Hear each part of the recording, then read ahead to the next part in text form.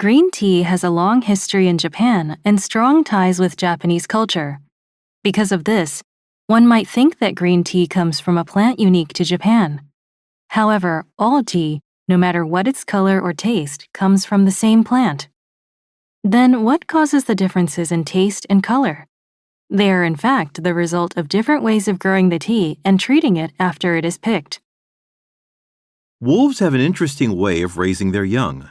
When a female wolf is ready to give birth, she digs a hole. Within this hole, she has her babies. While she is taking care of these babies, other wolves bring her food. After they get a little older, the mother can leave them while she goes off to hunt with other members of the group. Then, instead of the mother, another female will stay behind to guard the young wolves. Vitamin C plays an important role in keeping us healthy. Most mammals produce it in their livers, so they never suffer from a lack of it. Curiously, however, some mammals, such as humans and apes, cannot do so. What happens when you lack this important vitamin? You might see black and blue marks on your skin. Your teeth could suffer too. The pink area around them might become soft and bleed easily.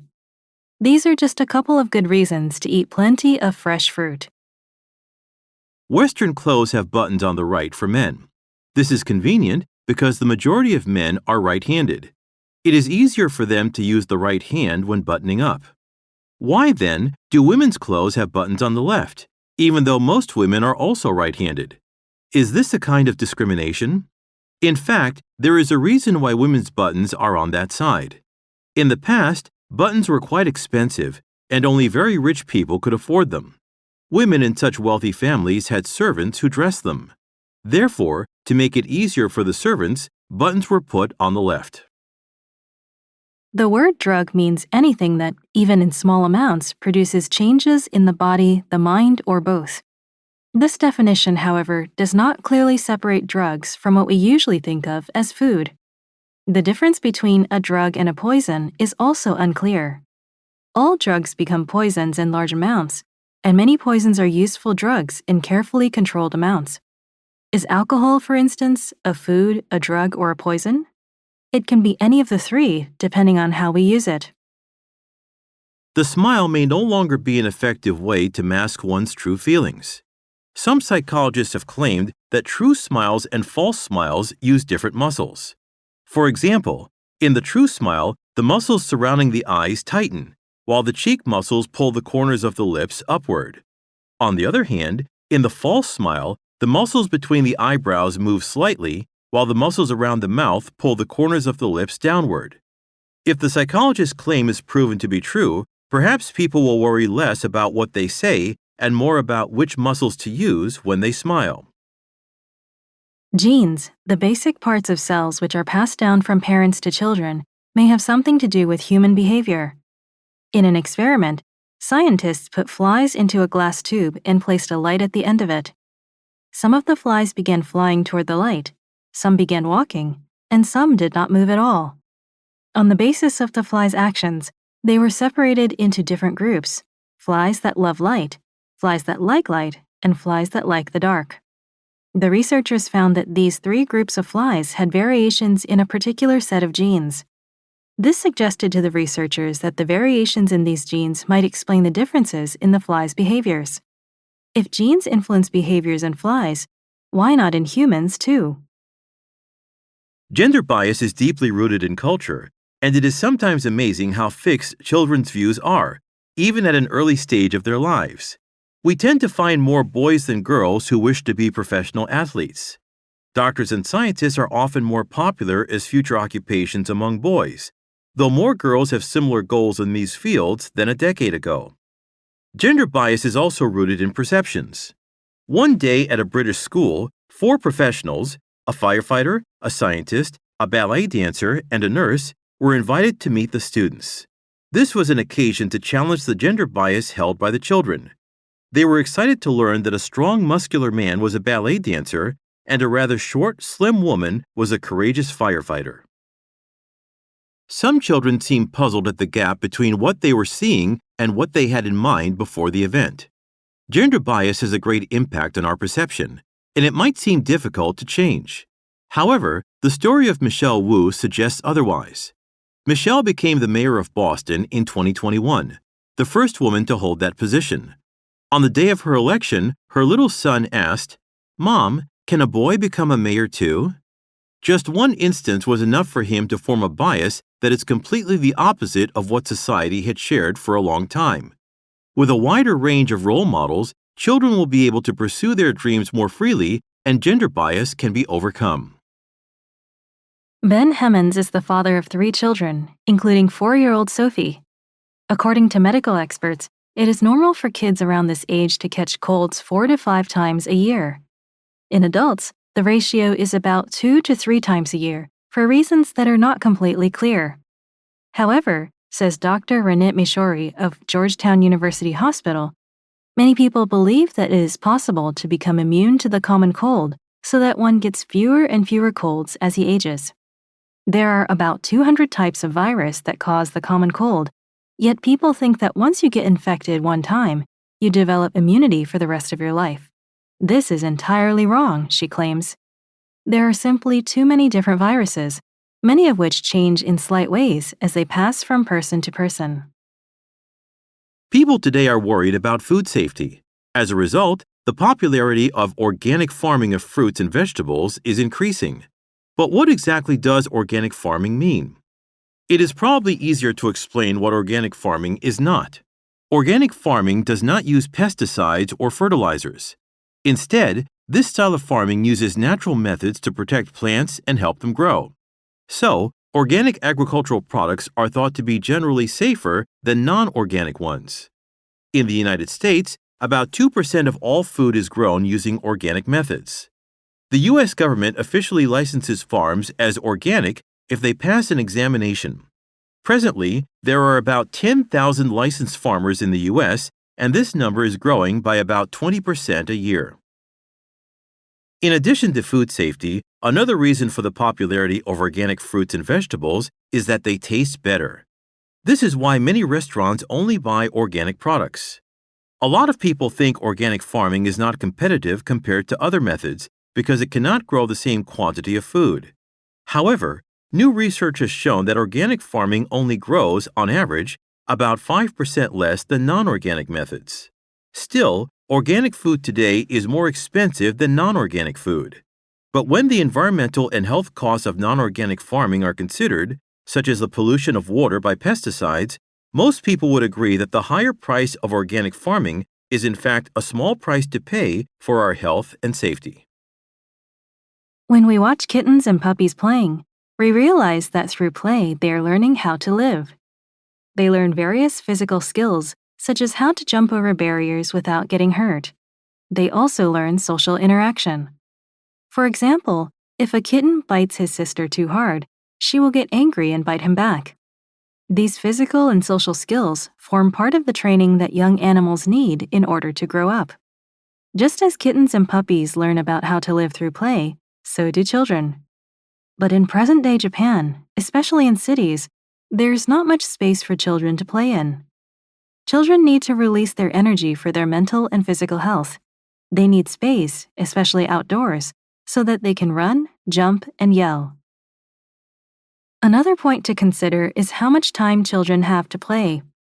Some people say that 4 to 5 hours a day of playing outdoors with others is necessary, even for 12-year-olds. It is very doubtful, however, whether any Japanese children get that much free time.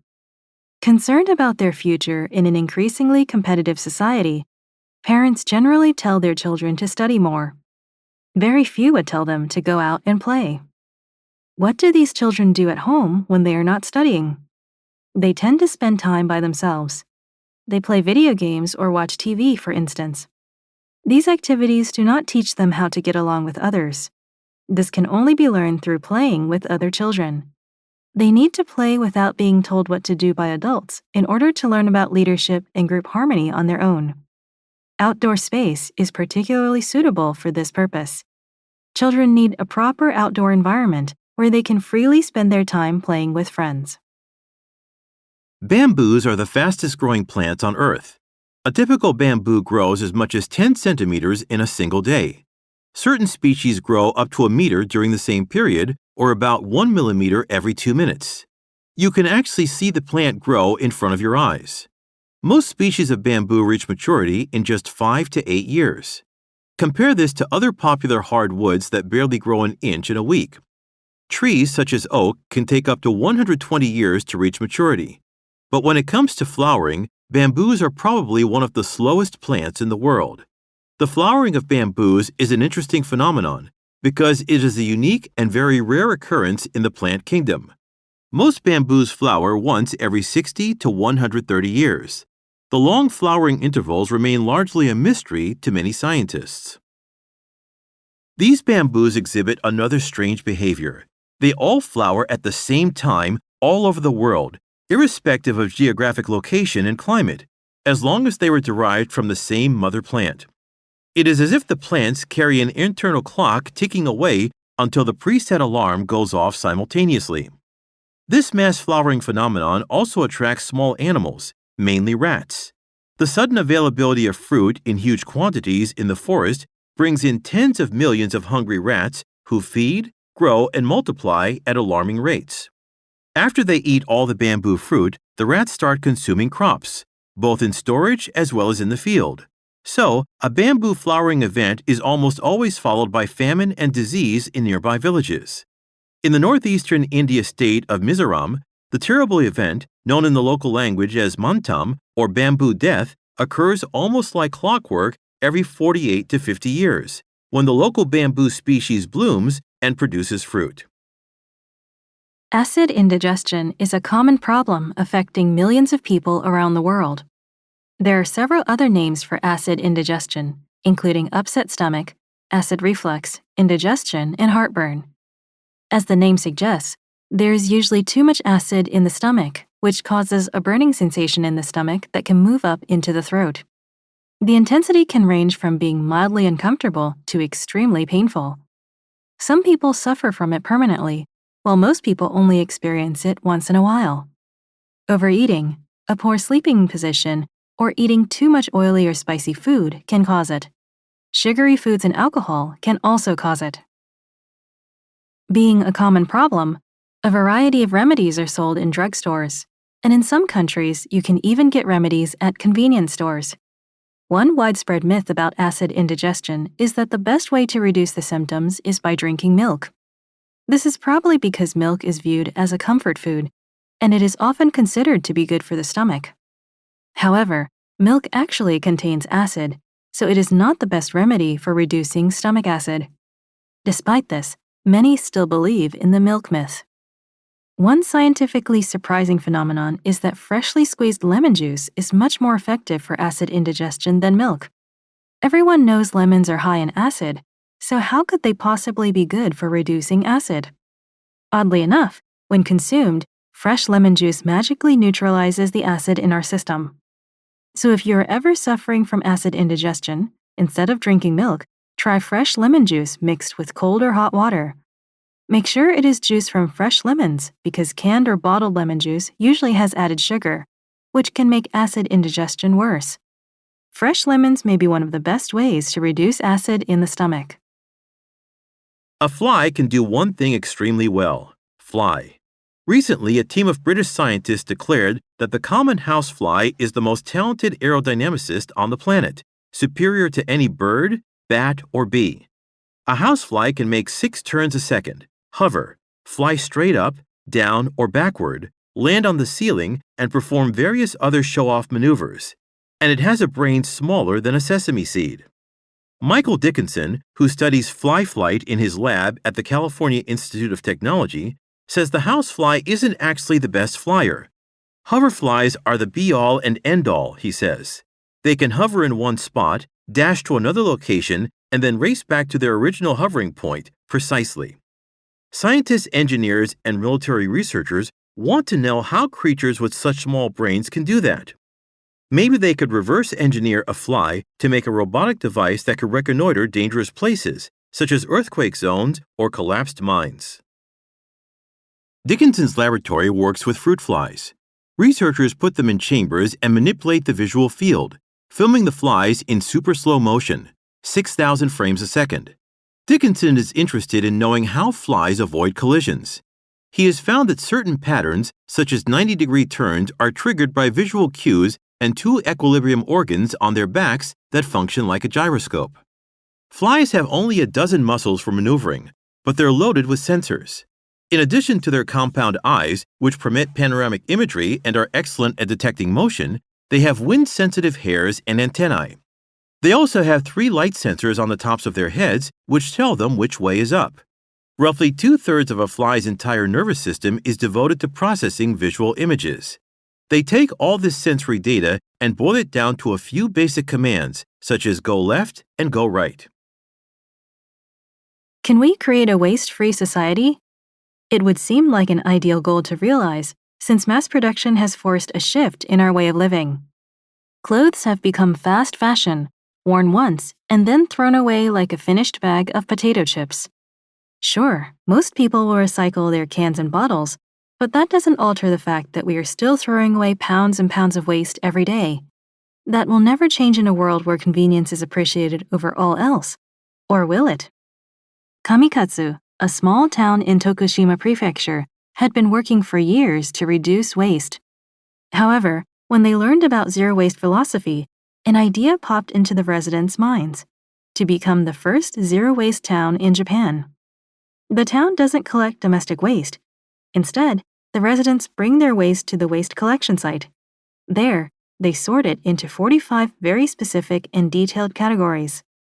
Although some common stuff cannot be recycled, Kamikatsu has been able to recycle more than 80% of its waste. Kamikatsu is also encouraging residents to reuse goods. An area of its waste collection site offers used stuff for free. Recycling and reusing, however, are not enough to keep our world from becoming swallowed up in waste. Kamikatsu also makes an effort to get people to brush up their understanding of the environment and make society as a whole think, why? Why are you buying or selling the product? Is it good for the environment? Will it become a favorite possession, or will it be thrown away after one use? Whereas before, some believed they had a sacred right to buy or produce whatever they desired, now they realize that their actions affect the world around them. In recent years, Kamikatsu built a complex facility called the Zero Waste Center. A hotel located in the grounds of this facility is run on the understanding that creating a waste-free society applies not only to individuals, but also to businesses. For example, instead of offering an individual soap bar to each guest, it encourages them to cut off the amount of soap they need at the front desk. Fitting into a new strategy is not easy, but through its actions, Kamikatsu is leading the nation in finding ways to gain the prize of a truly waste-free society. Although cats appear to perform most actions instinctively, they also seem to react to human behavior and adapt themselves to it. For instance, some cats behave as if they understood their owner's feelings. One cat owner told of the time when she lay crying and exhausted on her bed, and her cat put its front legs around her head and comforted her. Cats also sometimes appear to be able to understand the function of many of the things human beings use. For example, some cats, when they bring a captured bird or mouse into the house, put it on a plate or in a dish. There are also cats who know how to open a door by turning the handle. Furthermore, a lot of cats seem to understand what their owners say. A writer tells a story of her cat who used to sleep on top of her word processor. At first, when the cat's tail got in the way of the screen, the owner would push its tail away and say, "Move your tail, please." Eventually, she didn't have to push the tail, but only had to tell the cat to move it. Here's something that has always puzzled me, growing up in the US as a child of Russian parents. Whenever I or my friends were having our photos taken, we were told to say cheese and smile. But if my parents also happened to be in the photo, they were stone-faced. So were my Russian relatives in their vacation photos. My parents' high school graduation pictures show them with their young classmates looking absolutely depressed. This does not mean they are all unhappy. Quite the opposite. It's just that grinning without cause is not a skill Russians possess or even want. There's even a Russian saying that translates as, "Laughing for no reason is a sign of stupidity." Russians' fondness for the gentle frown seems very unusual to some foreigners. and the cultural difference goes both ways. Russians who move to America often remark on the new experience of being smiled at by strangers. So why is this? Why do some societies not encourage casual smiling? I got my answer when I came across a paper by Kuba Chris, a psychologist at the Polish Academy of Sciences. In some countries, smiling might not be a sign of warmth or even respect. It's evidence that you are a fool, a tricky fool. Chris focused on a country's social stability. Countries that are low on this scale tend to have social systems like law courts and healthcare that are unreliable and unstable. Therefore, people there view the future as unpredictable and uncontrollable. Smiling is a sign of certainty and confidence, so when people in those countries smile, it might seem odd to others around them. Why would you smile when fate is an invisible danger waiting to hurt you? You might, in those low-stability countries, even be considered stupid for smiling. To test this theory, Chris had thousands of people in 44 different countries judge a series of 8 smiling and non-smiling faces on a scale of honesty and intelligence. He compared their answers to each country's ranking of social stability from a 2004 study of 62 societies. He found that in countries like Germany and Switzerland, people with smiling faces were rated as significantly more intelligent than non-smiling people. But in India, Iran, and Russia, those with smiling faces were considered significantly less intelligent. Even after controlling for other factors like the economy, there was a strong correlation between how unpredictable a society was and the likelihood its members would consider smiling people unintelligent. It's worth noting that other studies have found there might be other social factors that play a greater role in emotional expression, which smiling is certainly a part of. And there's evidence that some cultures don't value happiness very highly, which would affect how often people there force themselves to smile. Chris's work could certainly be expanded and repeated, but it might be comforting for any happy Americans who find themselves puzzled by a non-smiling situation like on a subway in Russia. Even with the hard work and caring of many dedicated teachers and concerned parents, the U.S. continues to have a reading problem. According to the National Center for Educational Information, 38% of fourth-grade students cannot read and understand a short paragraph of the type found in a simple children's book. Results from a 1998 study show that 60% of U.S. teenagers could comprehend specific facts, but fewer than 5% could elaborate on the meanings of the material read. No wonder many parents are discouraged, but they needn't be.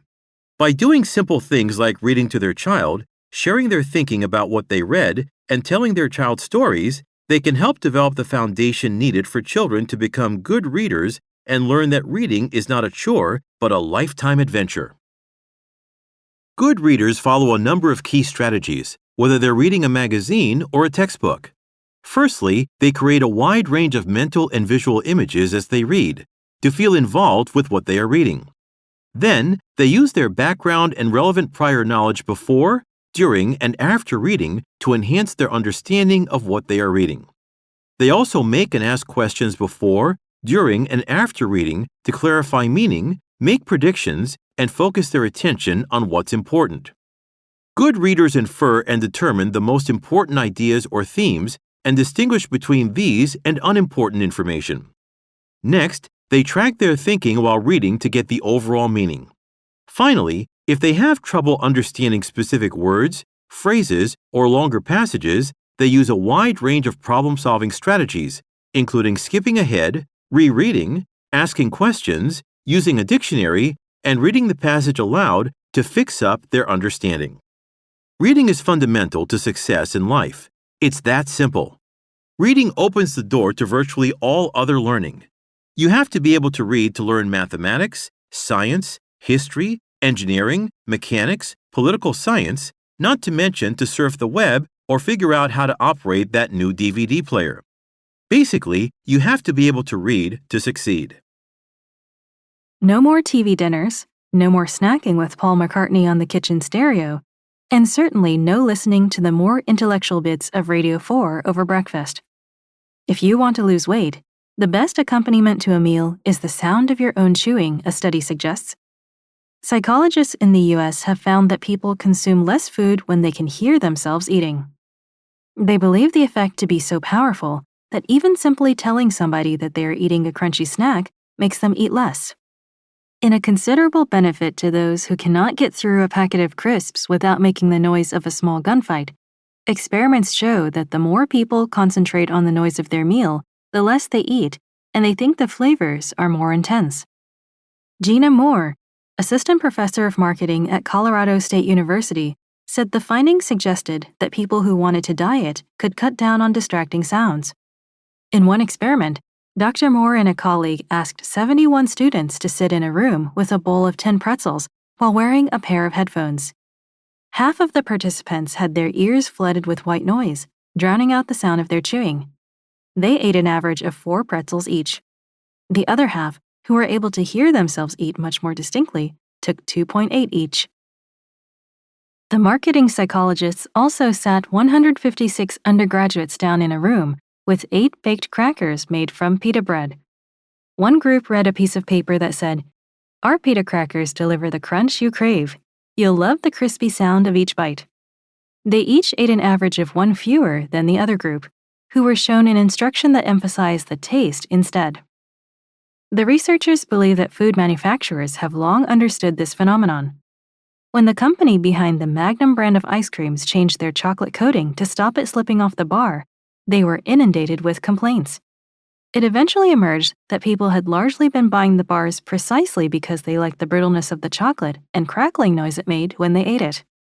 To our knowledge, this relationship had not been examined in existing research, despite the importance that food sound has in the consumer environment, the authors wrote in the journal Food Quality and Preference. Hydrogen is a basic building block of the universe. We know that it existed soon after the universe was born, and that it still appears as a large part of the interstellar medium in which stars form. It is also the nuclear fuel that keeps stars radiating great amounts of energy as they evolve over ages to create the chemical elements. But how did we learn that hydrogen is a widespread and fundamental part of the universe? Not enough people know that the cosmic importance of hydrogen was first grasped by a student, Cecilia Payne, who in 1925 discovered hydrogen in the stars. Indeed, she earned a PhD at a time when it was still extremely difficult for women to do so, and did breakthrough research for her thesis. For all the success of her science, her story also shows the barriers and sexism that made it difficult for women to fulfill their scientific goals. Cecilia Payne was born in Wendover, England in 1900. Her father died when she was 4, but her mother Emma saw that she had a gifted child who wanted to be a scientist. Emma enrolled her daughter in St. Paul's School for Girls in London, which was well equipped to teach science. She thrived there, and, as Payne later wrote in her autobiography, she would sneak up to the science lab for a little worship service of my own, adoring the chemical elements. Her advanced science education began in 1919 when she entered the University of Cambridge on a scholarship. There, she studied botany, her first love, as well as physics and chemistry, despite the fact that at the time, the university did not offer degrees to women. At Cambridge, as the only woman in class, she found herself being humiliated. University regulations at the time required that she sit in the front row. As she relates in her autobiography, "At every lecture, Professor Rutherford would gaze at me pointedly and would begin in his loud voice, 'Ladies and gentlemen.' All the boys regularly greeted this remark with loud applause and stamping with their feet. At every lecture, I wished I could sink into the earth." When one child says nasty things to another, the second child may feel bad and run to their parents. The adults tell the child to say back calmly to the other child, "Sticks and stones may break my bones, but words will never hurt me." The expression aims to teach the child to avoid physical fighting, to keep calm during stressful times, and to develop into a more resilient person. That was the intention of the expression when it was first recorded in the middle of the 19th century. Recently, however, the second half of the proverb has been altered to reflect a major change in society, the idea that words can hurt. Unquestionably, the world is cruel. People have opinions and ideas that are different from our own, and they may say them in ways we do not like. As we deal with more diverse people, we must learn to cope with different viewpoints respectfully and productively.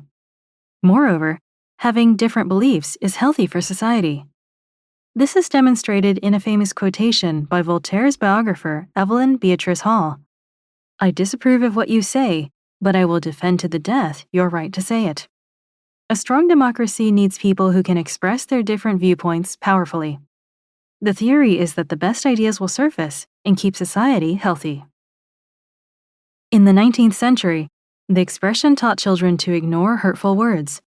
However, this lesson is being changed in the 21st century. Now it is important to distinguish between what people say and how they say it. Different opinions said in hurting ways can result in pain. Stephen Fry, the famous English writer, is one of many who have changed the second part of the rhyme. "Sticks and stones may break my bones, but words will always hurt me." He explains that bones mend and become actually stronger in the very place that was broken. However, he adds that words can hurt for decades, and the hurt can be reopened by the quietest whisper. Words, rather than being ineffectual, are truly powerful in their ability to produce real damage. Is it true that words hurt us? This question was investigated by Eisenberger, Lieberman, and Williams in a famous Science article in 2003. They studied the brains of 13 Western undergraduates. The students played a computerized ball-throwing game during the test. The students were told that they were playing against two other humans, when in fact, they were playing against a computer. During the game, however, the other human players ignored the real player. The scientists observed which brain parts were active when the humans were being ignored. The scientists found that the brain activated in the same places as when people are hurt physically. They concluded that words have the same power to hurt us as physical objects. We can easily attack others anonymously on the internet. A key issue centers on finding a balance between tougher regulations and freedom of expression. A professional wrestler and cast member on a TV reality show committed suicide in May 2020 after receiving many hateful messages on social media. To address the growing concern about online harassment, the Japanese government introduced stricter laws against online bullying. Beware of those who deliberately use aspects of the truth to deceive you and others. When someone tells you something that is true, but intentionally leaves out important information that should be included for full comprehension on your part to take place, they can create a false impression. For example, an acquaintance might tell you, "I just won $100 in the state lottery, and it was fantastic when I took that $1 ticket back to the store and turned it in for $100. This woman's a winner, right? Maybe, maybe not. In fact, you later learn that she had purchased not one ticket, but instead 200 for this specific lottery, and only one of these a winner. Eventually, you realize this woman, who you thought was lucky or fortunate, is in fact a huge loser. Although she didn't say anything false, she clearly left out important information and likely did so on purpose. That's called a half-truth, which is not technically a lie, but it's just as dishonest." Untrustworthy candidates in political campaigns often use such deceptive communication strategies to trick voters into supporting them. Let's say that during Governor Smith's last term, her state lost 1 million jobs but gained 3 million new ones. Then she seeks another term in office and enters the election race. One of her opponents in that race subsequently begins a multimedia advertising campaign saying, "During Governor Smith's term, the state lost 1 million jobs." That is indeed true, but at the same time, it is intentionally deceptive. A more honest statement from her opponent would have been, "During Governor Smith's term, the state had a net gain of 2 million jobs." Advertisers sometimes use half-truths as well. Because it's illegal in many countries to openly make false claims about a product or service, some advertisers try to mislead you with the truth. An ad might consequently boast, 9 out of 10 doctors recommend yucky pills to cure nose pimples.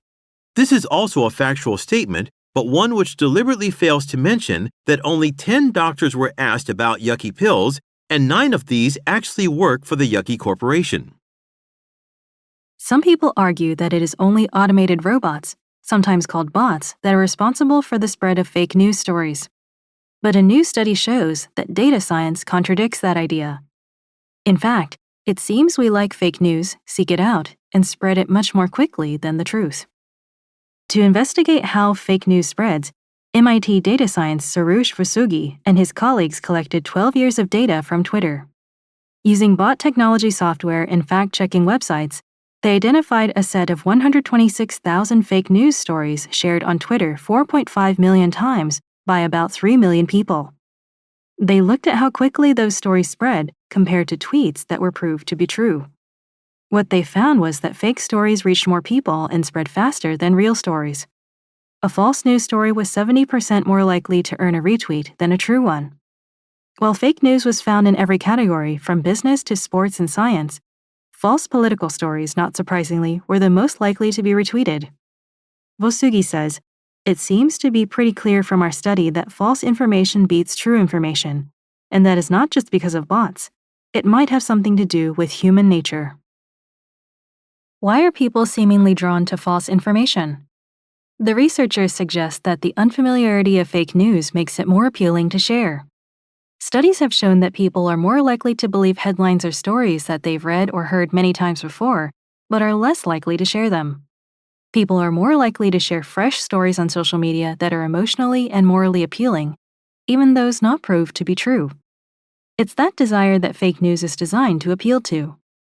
Fake news tends to spread widely. It's going to be shocking, it's going to be surprising, and it's going to be playing on people's emotions. And that's a recipe for how to spread misinformation, explains Miriam Metzger, a communications researcher. So what can be done to prevent the spread of fake news? The research team points out that platforms such as Twitter themselves are currently involved in spreading fake news stories by allowing them to appear on trending lists.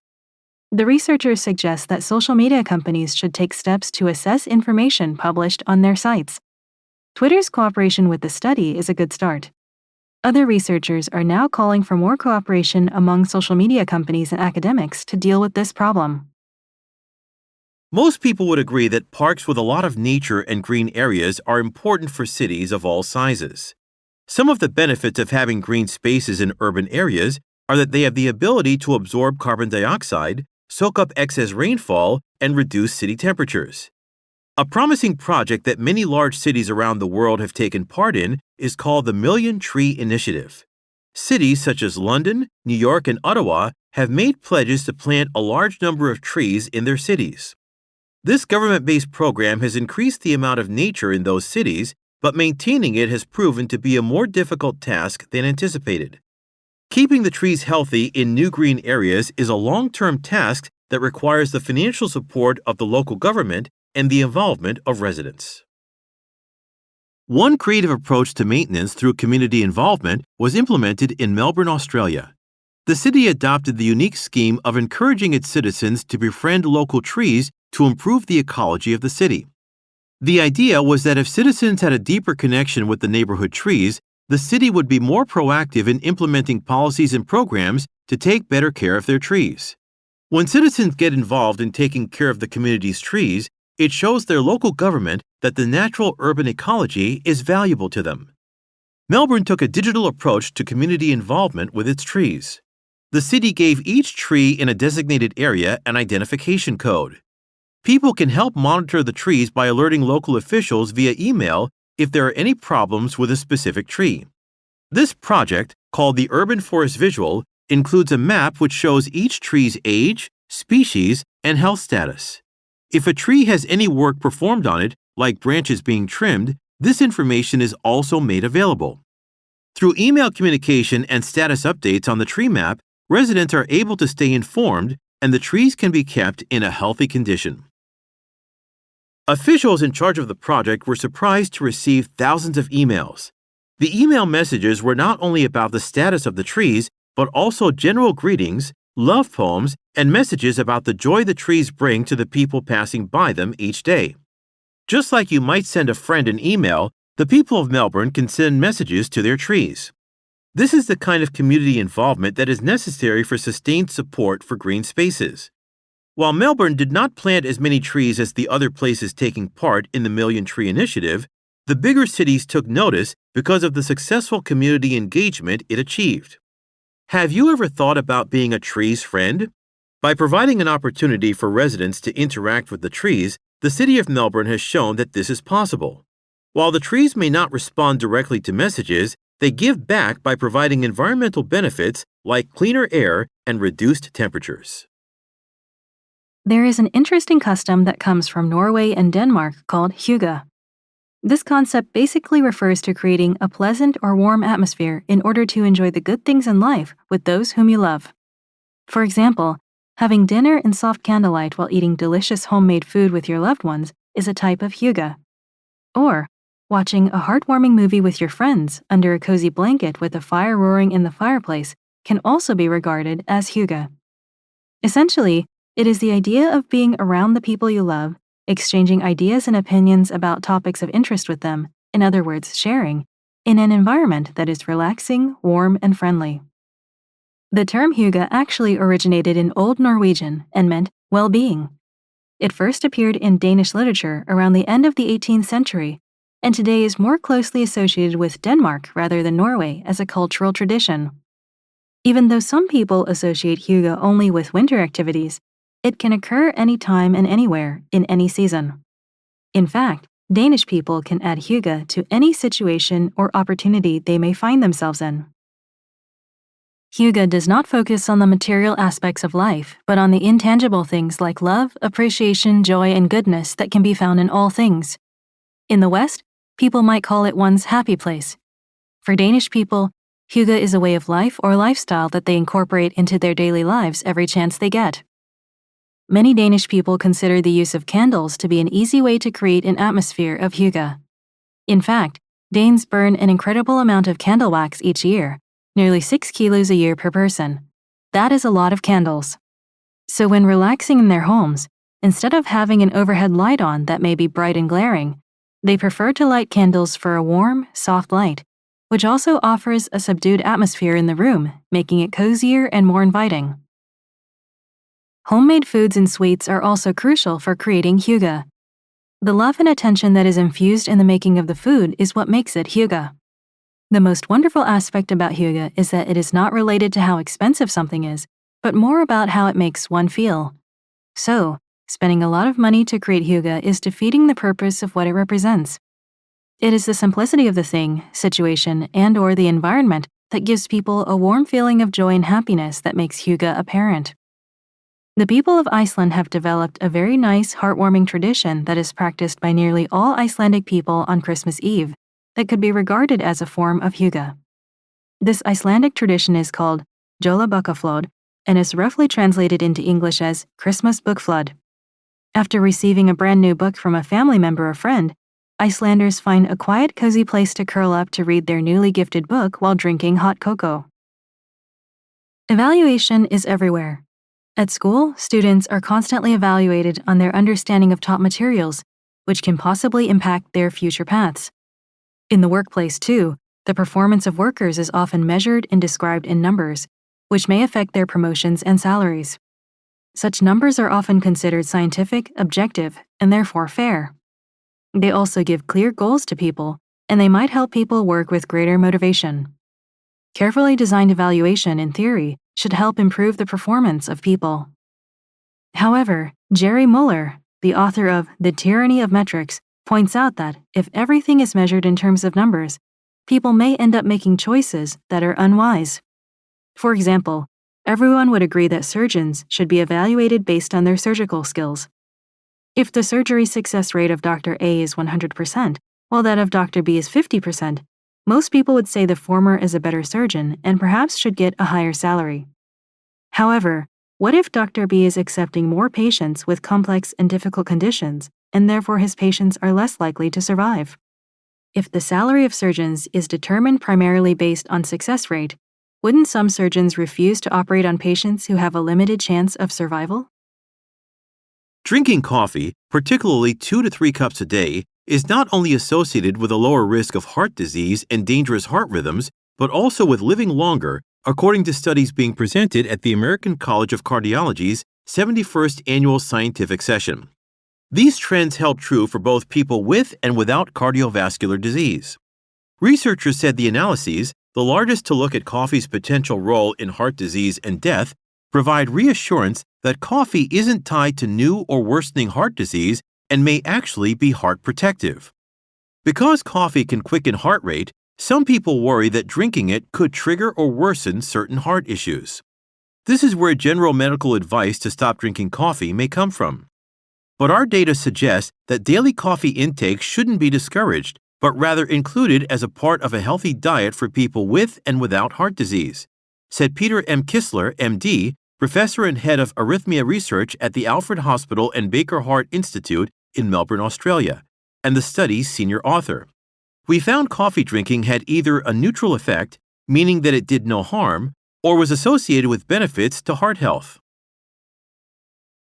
Kistler and his team used data from the UK Biobank, a large-scale prospective database with health information from over 500,000 people who were followed for at least 10 years.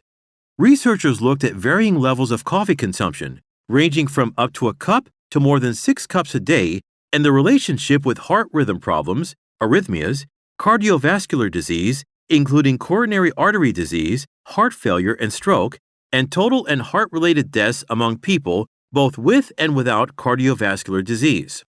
Patients were grouped by how much coffee they reported drinking each day: 0, less than 1, 1, 2 to 3, 4 to 5, more than 5 cups per day. Coffee drinking was assessed from questionnaires completed upon entry into the registry.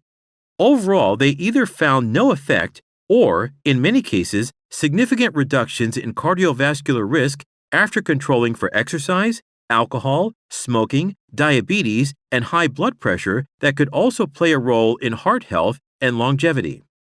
For the first study, researchers examined data from 382,535 individuals without known heart disease to see whether coffee drinking played a role in the development of heart disease or stroke during the 10 years of follow-up. Participants' average age was 57 years, and half were women. In general, having 2 to 3 cups of coffee a day was associated with the greatest benefit, translating to a 10% to 15% lower risk of developing coronary heart disease, heart failure, a heart rhythm problem, or dying for any reason. The risk of stroke or heart-related death was lowest among people who drank 1 cup of coffee a day. Researchers did observe a U-shaped relationship with coffee intake and new heart rhythm problems. The maximum benefit was seen among people drinking 2 to 3 cups of coffee a day, with less benefit seen among those drinking more or less. The second study included 34,279 individuals who had some form of cardiovascular disease at baseline. Coffee intake at 2 to 3 cups a day was associated with lower odds of dying compared with having no coffee. Importantly, consuming any amount of coffee was not associated with a higher risk of heart rhythm problems, including atrial fibrillation, AFib, or atrial flutter, which Kistler said is often what clinicians are concerned about. Of the 24,111 people included in the analysis who had an arrhythmia at baseline, drinking coffee was associated with a lower risk of death. For example, people with AFib who drank 1 cup of coffee a day were nearly 20% less likely to die than non-coffee drinkers. If you travel by boat up the River Thames in London, you will pass a small island called Eel Pie Island. It is said that in the 16th century, a woman living on that island made such delicious eel pies that the king and his court always stopped there for a snack when going from London to his country palace upstream. For many centuries, since at least the time of the ancient Greeks, and probably longer, eels, both fresh and smoked, have been appreciated in Europe as food. The tough skin was also used in place of leather as a thong to tie together certain tools, while children used it for whipping their tops. The European freshwater eel is found in all waters of Western Europe and the Mediterranean area. By day, it burrows into the mud of lakes and streams and emerges at night to feed on whatever kinds of animal food it can find. Eel traps are therefore set in the evening in rivers where it lives. Long and slim, they are woven of willow twigs in such a way that the eel swims into the basket-like trap following the current of the river, and cannot thereafter escape. Early the following morning, the traps are inspected to see what the night's catch has been. For centuries, the life cycle of the eel was a mystery. In the Middle Ages, it was believed that eels were born spontaneously from the mud in which they spent so much of their time. Another theory was that in May or June, dew falling on the riverbanks was turned by the sun's heat into the baby eels, called elvers, which can sometimes be seen heaped up on the grass by the river. It was not until fairly recently that the mystery was solved. For most of its life, the eel remains in the fresh water of lakes, ponds, and streams, feeding and growing steadily larger. It may reach a maximum size of about 1.4 meters in length and a weight of 8 kilograms, depending on the temperature of the water and the amount of food available. The female will spend from 8 to 20 years in this condition, and the male from 6 to 12 years. During this stage, it is called a yellow eel because of the yellowish-brown color of its skin. At the end of this period, a change takes place. The eel's eyes and nose become larger, and its skin changes to a silvery color. Now called a silver eel, it is ready to embark on the last great adventure of its life, the long return journey to the place where it was born. On autumn nights, especially when rainstorms are causing the rivers and streams to rise or flood, the silver eels leave the places where they have spent so long and start out on their great migration. Some may be obliged to pass over land from their ponds to reach a suitable river running to the sea. This they can do because the eel is able to live a considerable time out of water in damp surroundings such as wet grass, because it breathes in large part through its skin like a frog. At length, they reach the sea and set out to cross the Atlantic Ocean to the Sargasso Sea, southeast of Bermuda. 6 or 7 months later, they arrive, and there, having laid their eggs, they die. The delicious scent or smell of baking bread coming out from the open doors of a nearby bakery can act like a time machine, instantly transporting you from a busy street in New York to a tiny cafe in Paris that you visited years ago. Scent particles in general can revive memories that have been long forgotten. But why do smells sometimes trigger powerful memories, especially emotional ones? The short answer is that the brain regions that process smells, memories, and emotions are very much connected. In fact, the way that your sense of smell is wired to your brain is unique among your senses. A scent is a chemical particle that floats in through the nose and into the brain's olfactory area, the place where the sensation is first processed to be understandable by the brain. Brain cells then carry that information to a tiny area of the brain called the amygdala, where emotions are processed, and then to the hippocampus, where learning and memory formation take place. Scents are the only sensations that travel such a direct path to the emotional and memory centers of the brain. All other senses first travel to an area of the brain called the thalamus, which acts as a control panel, sending information about the things we see, hear, or feel to the rest of the brain, says Professor John McGann. But scents go past the thalamus and reach the amygdala and the hippocampus almost directly. That results in an intimate connection between emotions, memories, and scents. This is why memories triggered by scents as opposed to other senses are experienced as more emotional and more vivid, said Rachel Hertz, an assistant professor of psychiatry. A familiar but long-forgotten scent can even bring people to tears, she added. Scents are really special because they can bring back memories that might otherwise never be recalled, Hertz said. By comparison, the everyday sight of familiar people and places will not cause you to remember very specific memories. For example, walking into your living room is something you do over and over again, so the action is unlikely to recall a specific moment that took place in that room. Arthur Conan Doyle, the creator of Sherlock Holmes, was once tricked by 2 young girls in a way Sherlock himself would never have imagined. In 1917, 2 girls from Cottingley, a village in the English countryside, took photographs of what appeared to be fairies flying about in nature. When the photographs became public, many adults thought they were real. Conan Doyle, who was interested in supernatural phenomena, also believed they were genuine. The photographs, however, turned out to be fake. In Britain and Ireland, fairies and other imaginary creatures are popular among both children and adults. In the early modern era, William Shakespeare and other prominent poets featured playful and sometimes dangerous fairies in their works. They were similar to Japanese yokai in that they would grant good or bad luck to humans depending on their mood.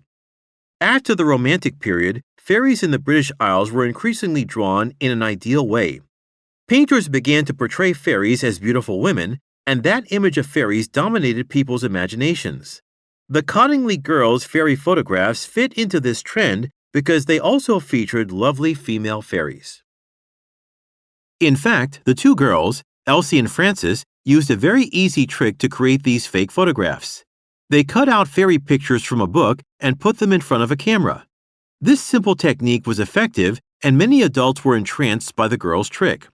Perhaps they too had secretly wanted to believe in the existence of fairies ever since they were children. Why was Arthur Conan Doyle so easily tricked? Most people in this era had limited knowledge of photography, and some of them believed everything that appeared in photographs was real. However, photograph modification has existed since the beginning of photography. In A Scandal in Bohemia, a popular short story by Conan Doyle, Sherlock Holmes implies that photographs are reliable pieces of evidence. Some fans of Sherlock Holmes might think that our favorite detective's unusually poor judgment about photography is caused by the author's misunderstanding of it. Yet, it is important to note that fantastical things have always fascinated human beings. It was relatively common for well-educated people in the late 19th and early 20th centuries to take an interest in supernatural phenomena. For example, they enjoyed spiritual gatherings in which they would attempt to contact ghosts. World War I, 1914 to 1918, was one key factor that contributed to this trend, for an enormous number of people were killed in the war, and people who lost family members and close friends relied on various types of spiritual counseling to ease their sadness. Conan Doyle was one of them. We tend to judge people in the past according to our own point of view and regard them as ignorant, but people who experienced World War I needed that kind of help or some kind of escape from reality. Perhaps we too will be considered ignorant by people in the future, even though we just follow trends and try to cope with our problems as best we can. The truth behind the fake fairy photographs was later revealed, and this incident became known as the Cottingley Fairy Incident. If you loved fairies, ghosts, or yokai as a child and keep fond memories of them in your heart, you could be easily tricked by fake fairy photographs too. After all, even the creator of the great Sherlock Holmes was deceived. In 2020, it was reported that the video game industry had grown bigger than both the music and movie industries combined. In the 1980s and 1990s, video games were typically considered a minor pastime, enjoyed mostly by children, teenagers, and a small group of dedicated fans. Back then, the idea that games might one day exceed movies or music in popularity was unthinkable. But now, video games form a central part of mainstream entertainment and culture. As video games have risen in popularity over the past few decades, certain aspects of games have begun to be applied to other areas of society. One might even say that our lives have become gamified to some extent. What this means is that features we associate with gaming, challenges, reaching goals, competition, rewards, have been introduced and applied to various areas of work and our personal lives. Games have long been used in education and parenting to make learning fun or to motivate children to behave in a particular way. For example, it is not uncommon in the United States for parents to have chore charts, in which children gain points for completing chores and receive rewards once a certain number of points are attained. Children become more eager to do housework, not only because of the reward, but because of the sense of accomplishment gained through tracking their progress and achievements. In this way, gamification can change people's behavior through applying game-like mechanics to certain activities, influencing people to behave in a desired way. Corporations have been quick to take advantage of gamification in increasing customer loyalty. Many shopping and travel companies have gamified their websites using point stages or badges to give customers more discounts or access to special privileges. Customers must complete challenges, like spending a certain amount of money on a certain day of the week, to obtain a prize or reach a goal. Market research suggests that gamifying the user experience increases engagement with a company's brand and therefore increases customer loyalty. Shopping is not the only area of our lives that has been gamified. Fitness apps provide another example of the far-reaching effects of gamification. Some smartphone apps created by local governments, businesses, or health insurance companies track fitness levels and provide rewards for exercising. The rewards can include virtual points, but also real goods and services, e-money, or even discounts on health insurance premiums. Many people find exercise boring, but by gamifying exercise, users can turn their experiences into a series of measurable achievement goals and enjoy rewards along the way. Through gamification, even the time that we spend away from our busy lives, increasingly spent in front of screens, is converted into data, measured, and standardized. Encouraging more people to exercise is undoubtedly a positive social change. But it is concerning that through gamification, we are being influenced to focus on the goal rather than the simple enjoyment of the activity itself. Furthermore, in areas such as shopping, customers are investing more time, energy, and money than they might have otherwise intended. As more and more aspects of our lives become gamified, we must question what it means to play these games and what power the player has, if any at all. The internet is very much like television in that it takes time away from other pursuits, provides entertainment and information, but in no way can compare with the warm, personal experience of reading a good book. This is not the only reason why the internet will never replace books, for books provide the sufficient knowledge of a subject that sitting in front of a computer monitor cannot provide. We can transfer text from an internet source, but the artistic quality of sheets of transferred text leaves much to be desired. A well-designed book makes the reading experience important. The book is still the most compact and economical means of conveying a lot of knowledge in a convenient package, and this is what makes it popular. The idea that one can carry in one's pocket a play by Shakespeare, a novel by Charles Dickens, or the Bible in a small book with a stiff paper cover is incredible. We take such uncommon convenience for granted, not realizing that the book itself has undergone quite an evolution since the production of the Gutenberg Bible in 1455 and Shakespeare's Book of Plays in 1623. Not only has the art and craft of printing and making books been greatly improved over the centuries, but the great variety of subject matter now available in books is surprising, to say the least. In fact, the internet requires the constant entry of authors and their books to obtain the information that makes it a useful tool for research and learning. Another important reason why the internet will never replace books is because those who wish to become writers want to see their works permanently published as books, something you can hold, see, feel, look through, and read at your leisure without the need for an electric current apart from a lamp. The writer may use a computer instead of a pen and pad, but the finished product must eventually end up as a book if it is to have value to the reading public.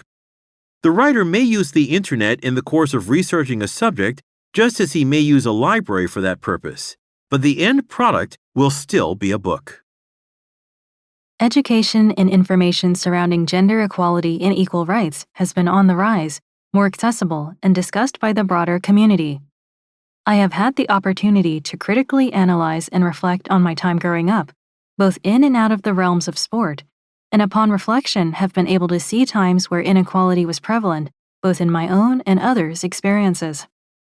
Most kids are encouraged to try most sports at least once. Sport provides a unique environment for kids to play, learn, get involved, and make friends that they otherwise would not have.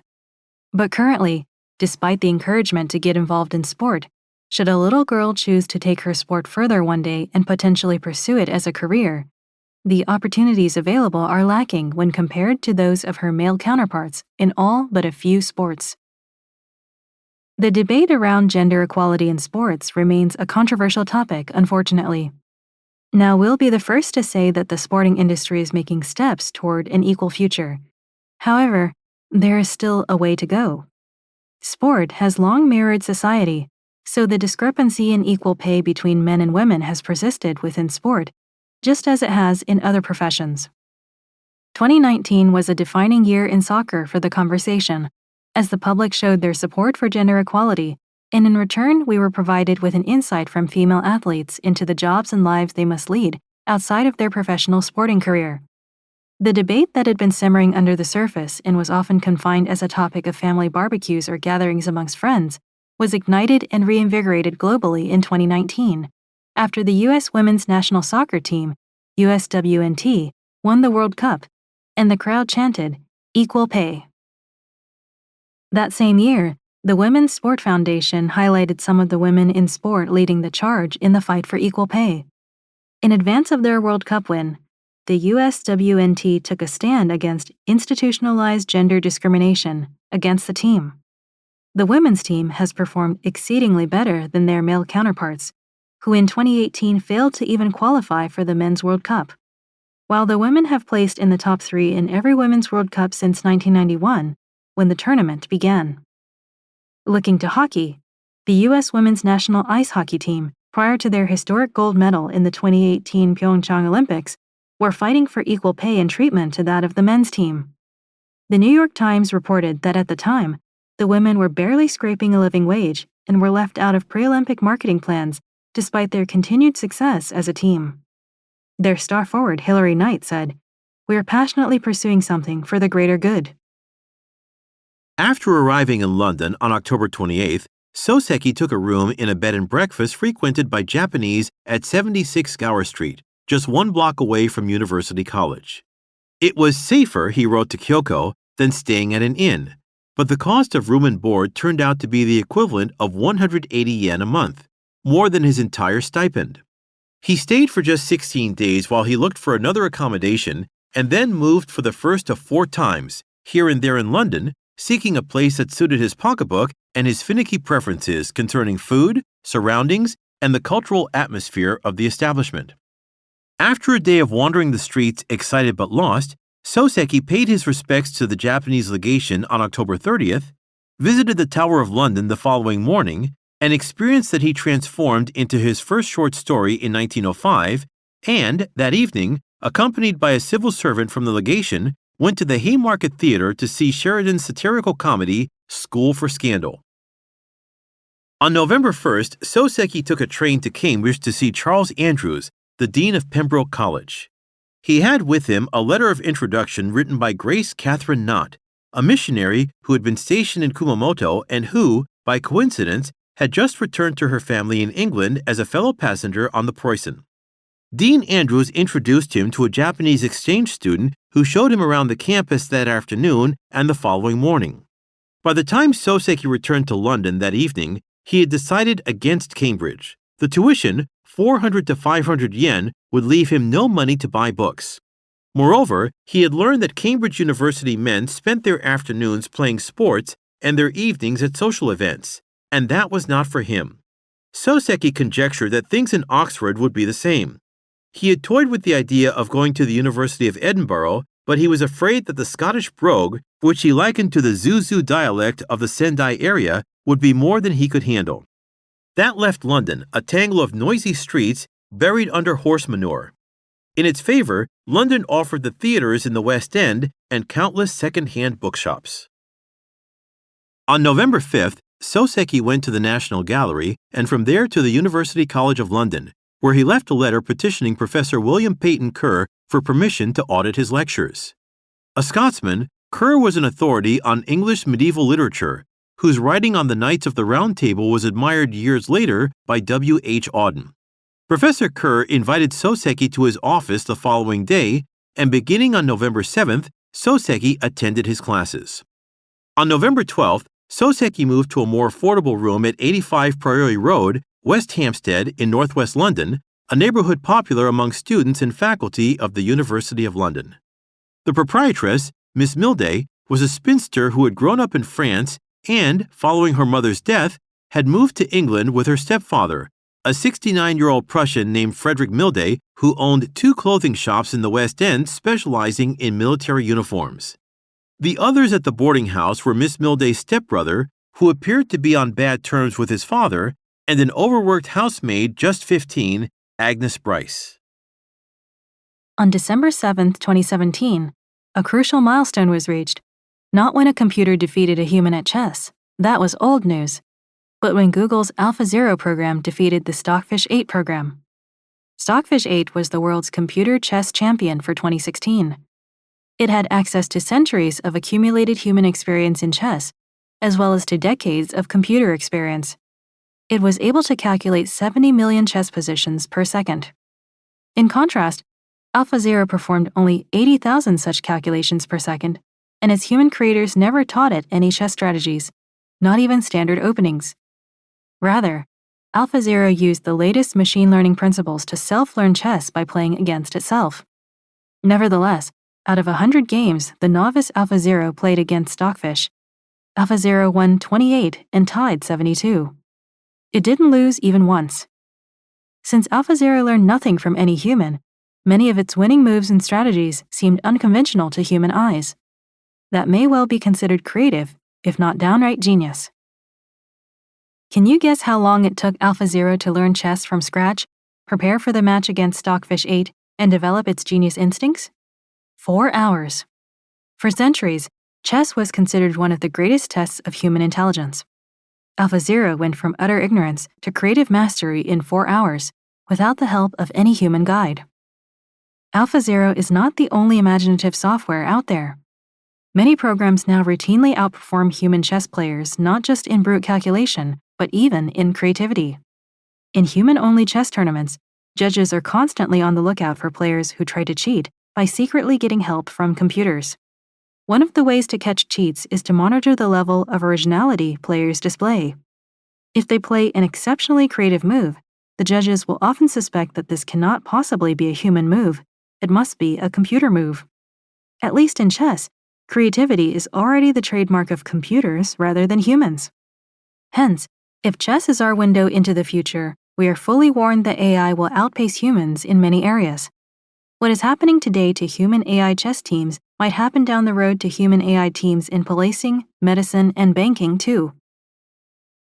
Consequently, creating new jobs and retraining people to fill them will not be a one-off effort.